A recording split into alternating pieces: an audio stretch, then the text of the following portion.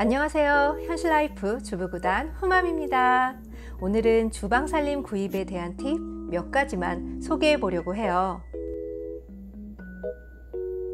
처음에는 멋모르고 사용하게 되는 주방용품들이 살림을 하다 보면 이런 제품들을 사야겠구나, 아니면 또 이런 거는 사지 말아야겠구나 하는 생각들을 하게 되는데요. 그래서 오늘은 이 주방살림을 고르는 팁 함께 이야기해 볼게요. 첫 번째는 냄비.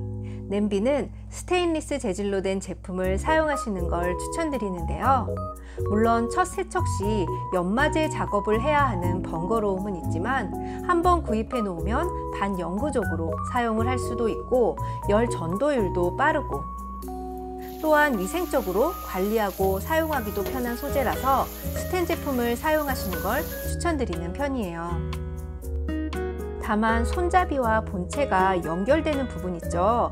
이런 연결 부분의 나사가 냄비의 안쪽으로 들어가 있는 제품들은 피하시는 게 좋은데요.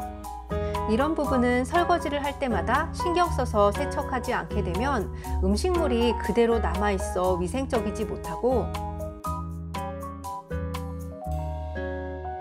특히 이런 연결 부분은 연마제가 더 많이 묻어나는 곳이기도 하기 때문에 깨끗하게 연마제를 닦아낸다고 해도 안쪽에 보이지 않는 연마제가 또 있을 수 있다는 생각에 이곳에 음식물이 닿으면 은근 신경이 많이 쓰이게 되거든요.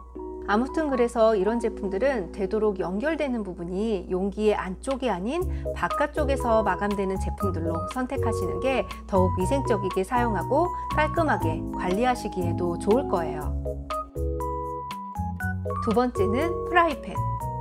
프라이팬의 경우 저는 스테인리스 제품보다는 코팅팬을 사용해서 수시로 교체해가며 사용하는 편인데요. 물론 프라이팬 역시 스테인리스 제품을 사용하시는 게 좋긴 해요. 하지만 부치는 요리를 할 때는 스테인리스 프라이팬은 코팅팬에 비해서 더욱 세심한 주의를 해야 하기 때문에 요리가 서툴다거나 아이들도 함께 요리를 하는 가정에서는 조금 더 다루기 쉬운 이 코팅팬을 사용하시는 게 좋으실 거예요.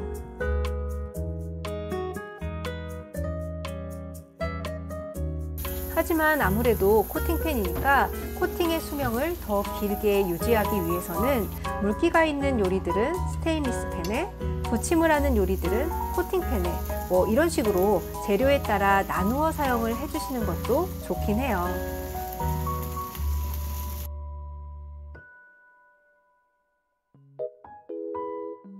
그리고 무엇보다 코팅팬을 선택하실 때는 되도록 불소 코팅에서 문제가 되었던 성분들이 불포함되어 있는 그런 안전한 소재의 프라이팬을 꼭 체크하셔서 구입해 주시는 게 좋아요.